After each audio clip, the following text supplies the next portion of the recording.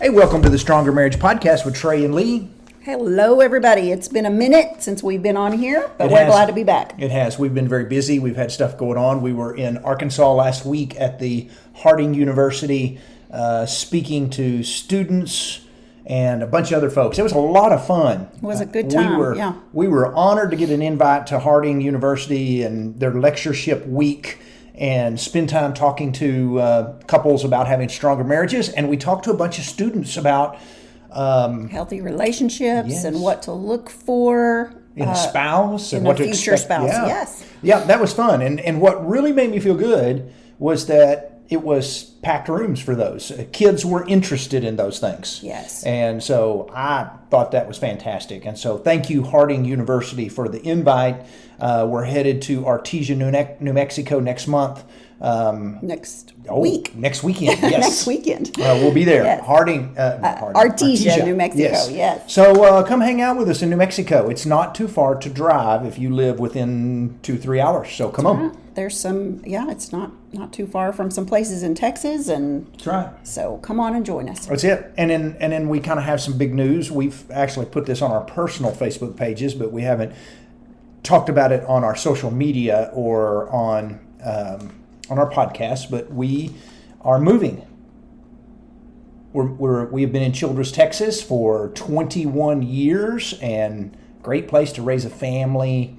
It's been a good place, and we are moving to Lubbock, Texas. Yes, Childress has been home, and it was a hard decision, but all of our children and grandchildren are in Lubbock, and when the opportunity presented itself for us to make a move, we just felt like maybe the timing was right for us to do that so we could be closer to all of our family. Yeah, so, hey, Lubbock, Texas, we're coming to you. So we're excited about that. We're excited about moving to Lubbock, Texas. And so we're moving to Lubbock, Texas, and we're excited about it. So it'll be a good thing for us. That will take place. Our last day in Childress will be December 31st, so we will move right there. Yeah. Very shortly after that. And for our marriage work that we do, this is going to be a blessing because we're going to be right next to an airport. Yes. No more late night driving as we usually do. That's right. It's going to bless us tremendously. So that's a huge blessing for us. And so today we're going to talk about social media and how we can use it to bless our marriage. And yes, social media can bless your marriage. It also can hurt your marriage, but it can really, really bless your marriage. You can use social media to help your marriage and help your relationship. And we want to share with you some things today that we do personally that we think helps us. And we want to talk about some things that we think that would help your marriage as well. Yes. When it comes to social media and marriage. So we'll talk about it from both angles. There's a couple of things that we'll talk about, that can hurt your marriage as well. But we want to speak on the positives for the most part. We will, but we will hit both ends. So why don't you kick us off with our first one? Ooh, I'd like to do that because this one's a fun one. We do this all the time. One of the great way to bless your marriage is to share things with one another on social media. Now, I know there's a problem here because somebody's listening to this going, but my husband's not on social media or my spouse. Screenshot it, send it, visit that way. But share things on social media. We do this all the time. We tag each other in marriage posts, in comments. Now, people are really good about this, especially on Instagram. Very good. If you're an Instagram follower, thank you for following us there. People are so good at this. And what we try to tell folks is just because somebody's tagged their spouse in a comment doesn't mean they're going, I'm raking you over the coals. Right. You're horrible about this. You need to do better at this. Exactly. Tag your spouse in a comment to go, hey, either let's talk about this or, hey, did you read this one today? And so we're always tagging each other in marriage posts, not just ours, but other people's. We follow multiple marriage pages because it blesses us. And if we see something specifically, we'll tag each other in a marriage post and later we'll talk about it, or we'll share a marriage post in a private message and go, what do you think about this? Yeah. And so that is so healthy because it makes you and your spouse talk marriage. It does. And we see some people that will comment things like, hey, let's try this. This looks great. Let's work on this. Or you do so good at this. You're so good at this. So those are all ways, that you can bless your marriage, help your marriage by sharing things on social media. Yeah, so if you can tag your spouse on a post or share something like that of a marriage post, that's a very healthy thing to do. Now this is really, I've written this in the notes, and since we're talking about sharing marriage posts, this also, I think, blesses other people. Mm-hmm. And what I mean is, this podcast is set up to talk about how we bless one another in our marriage. But when you share our marriage posts or some other marriage posts that are good quality marriage posts, you bless other marriages. You're helping spread the news of healthy marriages. So please keep putting those posts in your stories. Keep sharing those on Facebook. Keep retweeting those on Twitter. Whatever it is, send those posts out so that the world can see them, because you may have a lot of followers that doesn't follow a marriage page, and they can read that and go, hey, I need to do better at this, or I need to follow this page. So share things with one another. Now, it's not just marriage tips that you can share with one another, just sharing things in general. Mm-hmm. We find funny things and send to each other, just things that make us laugh, things that make us think that is so you. Exactly. Yeah, sometimes it's things like house projects that we think are neat that we might want to do. Because that's a common interest. Yes. of we do house projects together. And maybe it's a recipe that you say, hey, can I cook supper for you? And I'm all about that. So yes. Yeah. And so I was just scrolling back through all of our posts. Lately we have been sending, since we're looking for a new house, we've been sending lots of house posts to one another. But we send things. Here's one I sent to you, that there's two types of wives. This was just humorous. Checking out the frying pan. There were two ladies shopping for frying pans, and one of them was practicing in her head invisible flipping of eggs, and another one was like swatting, and it was like, oh, two types of wives there. Look out. We just all kinds of things that make us laugh. I've been sending you a few Christmas ones because I like Christmas. Oh yeah, Christmas. The Christmas things have started at our house. Those already. connect us, and so when you can send memes to your spouse, that's a lot of fun. It is. Pictures of whatever it is. Of sometimes we send a picture going, oh, we need to go here. Right. Dream trips. That's exactly right. Just things that make us laugh. Yeah. And those are healthy. So yes, it's a way to connect. It's a way to connect. Mm-hmm. So send your spouse, use social media to send your spouse marriage tips and pictures and memes and things that make you laugh. That is so healthy. Use those phones for that and those things. And there are sometimes I'm on social media probably a little more than you are, and there are times I get really not frustrated, but I'll be impatient, because I'm not a very patient person anyway, and I'll be going, have you not looked at all the memes I've sent you today? They're so good. And sometimes I don't do it until I climb in 2 bed or 3 days. Or sometimes it's a couple of days. And that's true. Sometimes it might be 2 or 3 days. And sometimes you'll go, oh, that was great, and I'll go, you're gonna have to tell me which one it is, because I've already forgot. Yes. But yes. Share things with one another. Share memes and posts. And again, if your spouse isn't on there, you just screenshot those and send them to them and just say, I saw this and it was funny. It made me think of you, whatever it was. Yes. So there you go. All right. So the next way that you can help your marriage on social media is to be one another's best fan or biggest follower, whatever you want to say there. If you're both on social media, if your spouse posts something, you be sure to like it and comment on it and then praise one another on social media. Even if your spouse isn't on there, take advantage of talking them up, saying what a great husband, wife they are, what a great mom or dad they are, how great they are at their job, whatever it is.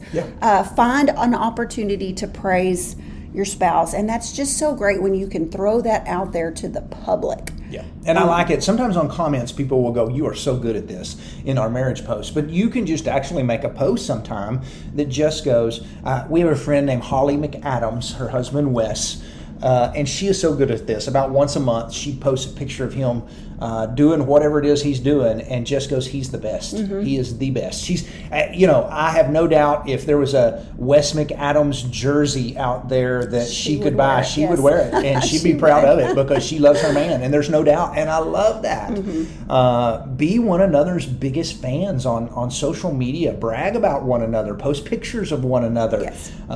If my wife puts something on social media, I'm going to either comment, like it, or whatever it is, because I want to be her biggest fan out there. But that's one of the things you can do on social media that will bless your marriage. Right. And we've talked about that being one of our pet peeves is when we're on somebody's page and we're trying to get to know them before we go speak somewhere, and it's like, well, I know they're married, but I can't find a picture of their spouse anywhere on their or their name on their and it's like, so, we know they're married, but they never write anything about their spouse. It's like they don't, I know they're not proud of them, but it's just like, do they not? Right. Be intentional about that. Yeah, throw something up there. Make sure everybody knows that you are married and happily married. That's exactly right.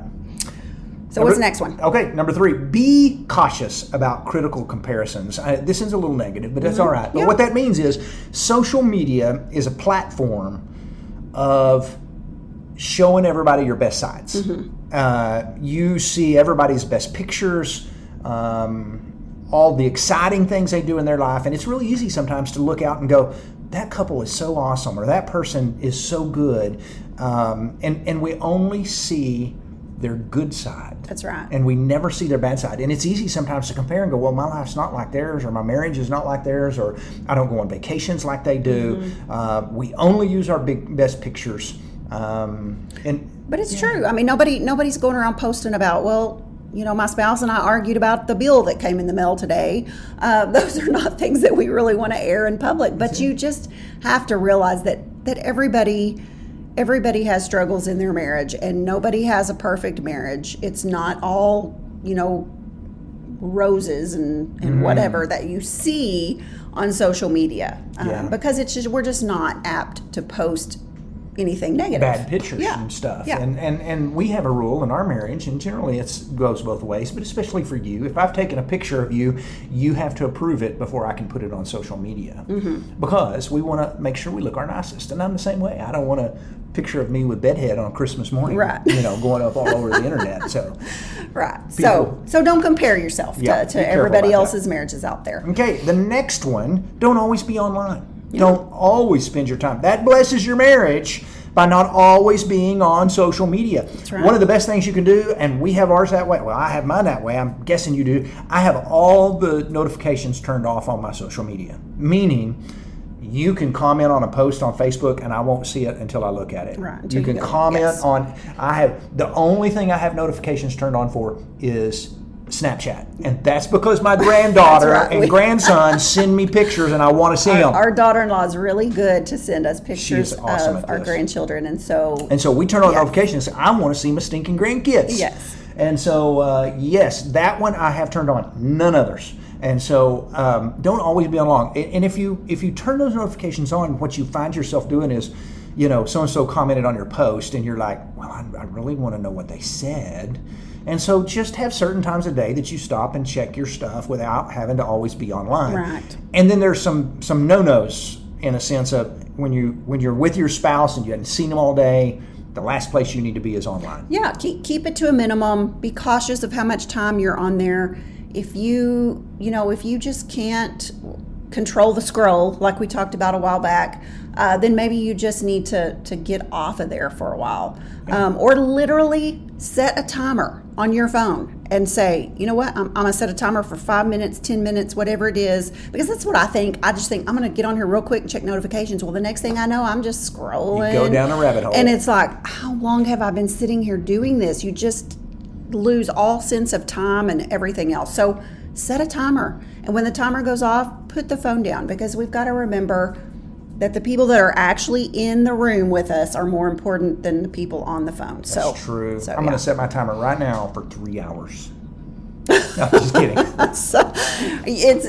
Yeah, that's not what she's talking about. So, no. But yeah, what a great idea, setting a timer. Minutes. Can I remind you, and this is a rule that a lot of people follow, be cautious about climbing into bed with your screens. If you haven't seen each other all day and you finally get some time to climb into bed together, get off the phone. Or spend some time talking or cuddling or being intimate or whatever it is that you do, and then roll over and grab your phone. But don't make that the first thing that you do. Right, exactly. Okay, we ready to move on? Let's go All on. right. We want to be transparent on social media, because if we're keeping secrets, that's going to hurt our marriage and not help it. Yeah, and this is one we just can't talk social media and not bring this up. And when we say transparent, that means for us, we have boundaries. A lot of people would think our boundaries are a little silly. We consider them good boundaries, and we feel very good with them. And consider us silly if you want, but we're going to protect our marriage. And so we have boundaries, like we share passwords to all our social media. We don't have secret conversations with people that of the opposite sex that you're welcome to look through my phone anytime. You sign on to any of my stuff, and vice versa. So be transparent. Don't keep secrets. Don't have secret friendships. Don't have secret conversations. Don't have private conversations. Some people even go so far as to setting up secret profiles, Yeah, like creating a whole nother profile that their spouse doesn't know about, and so that's we're not going to do those kinds. So we're not going to hide things. One of the biggest red flags out there in the world is when you're having private conversations with someone of the opposite sex you shouldn't be doing, and you're hiding it from your spouse. Don't do that. You're not headed toward cheating. You're already doing that because you're having secret conversations that you don't want your spouse to find out about. Yes. Yeah. So be transparent. Just don't keep secrets. Yes. So another thing that we have to mention, And if we're this goes talking right social into media, this, yes. goes along with this, don't look up any exes. They're your exes for a reason. Keep them in the past. Don't look them up. Don't see what they're doing. Don't add them to your friend list, whatever. You don't need to have conversations with them. You definitely don't need to have private conversations with them. But your ex is not, Somebody asked the other day, I've mentioned this before, somebody asked the other day on social media, it was on Facebook, and someone asked in a comment, said, hey, my ex wants to be my friend on Facebook. Should I be their friend? And before I had a chance to respond, because I had not showed up and looked at any notifications, there were 20 other people on there that had said, don't do it, run, And I thought, and I actually commented about comment number 21 under his going, just listen to what everybody else said. They got it right. You don't need to be their friend. No. So don't look up your old sweetheart from high school and junior high, or your old honey bot. Whatever. Exactly. Just not smart. Yes. So one more thing that we have to talk about, if we're going to talk about social media, is to never talk bad about your spouse on social media. That's it. Don't air all your grievances for the world to see. If you're irritated with them, that's between you and your spouse. That is not to be, aired and shared for the whole world to see, because that's not going to help anything. That's just going to make matters worse. You are right about that. Nobody ever made their marriage better by complaining about their marriage or their spouse on social media, ever. Yeah. So be cautious. Even if your spouse is not on social media, you may think, well, they're not on there, they're not going to see it. Everybody else is going to see it, and you just don't want to put that out there. So yeah. Okay, here's another one for you. Okay. Be cautious about what you like and who you follow. So what that means, and this is more of an Instagram thing, or it could be Twitter, and then you can like some pictures on Facebook you probably shouldn't like. But it's easy on social media and on places like Instagram sometimes to follow people who maybe they post pictures that are a little inappropriate. I don't need to follow those. I definitely don't need to like those, because somebody may look at something that someone has posted, and if I like it, they're going, man, I thought Trey was loyal to his wife, and here he is, liking this picture of this woman, don't have a whole lot of clothes on, And so just be cautious about what you like and who you follow. If you find yourself wanting to scroll through somebody, we're just using this phrase, somebody of the opposite sex because you're thinking they're attractive and you just spend time, that's not a healthy thing to do. Don't do it. Yeah. Just don't do it. Yeah. So be cautious about what you like, who you follow, what groups you're in on Facebook. And those are issues, because what you've done when your spouse finds out about it is it's going to make them feel like I'm not adequate. Obviously, my body doesn't look like hers, or I'm not as handsome as him. I feel very inadequate because, he obviously likes this and she obviously likes him, and I'm nothing like that. Right. And that's not what you want from your spouse. Right. That's not the right thing to do. No, and we, we've had to be real upfront, because we both like to work out. We go to the gym. We like to lift weights, and we follow a lot of people, fitness people on Instagram, and they look good. They do. They have 0% body fat, and they don't have on a lot of times. What they're wearing shows everything. And anyway, so we always make sure, if we follow somebody new, to share it with one another. It's like, are you okay with me following this person? It is and because we share workouts, we follow them because they share their workouts, and that's the only reason we're following them, or they're giving nutrition tips or whatever. But we always say, hey, I followed a new person. Here they are. Why don't you follow them too? Yeah. Let's do their workouts, whatever. But it's that kind of thing that, somebody else might come along and go, ooh, Trey liked that post. He may think she's really hot, but it's it's a workout, whatever. I followed, I don't know how I followed, when it happened. This has been multiple years ago, but there's a golfing woman. I don't even know what her name is, but somehow or other I was following her on Instagram and got to looking and Instagram doesn't show you everybody's pictures and everybody's posts. And so one day she showed up and I thought, who is this and how did I follow her? Sometimes I actually think Instagram makes you follow people and you're like, I don't remember, because there's sometimes I'm like, how did I follow this person? So I looked at her page and they were all pictures that were just not the nicest pictures in the world that I didn't need to follow. And what bothered me was I realized that other people that followed her or went to her page could see that Trey Morgan follows this page. And I thought, this is not something that looks good. And so I quickly unfollowed when I realized what either had happened or something. But anyway, those are kind of things. So that's just something like before you follow somebody on Instagram, it's a good idea to actually go to their profile, scroll through several of their pictures, make sure that their profile is something that you want everybody to know that you're seeing. That's it. So, that's a good way to put that. Yeah. That's a good way to put that. We got a couple of more. What else you got? Where are we? Limit what you share on social media. Ooh. Now, that doesn't mean don't share too many marriage posts. That means don't share things that your spouse is uncomfortable with. Right. So we've touched on this a little bit already. We have, but Sometimes we kind of get in that situation because we are marriage coaches and we do have to. And sometimes I'll ask you, are you comfortable with me saying this about our sex life or whatever it is? And so, but you want to be really cautious about it. Don't post anything that's going to make your spouse uncomfortable. Sure.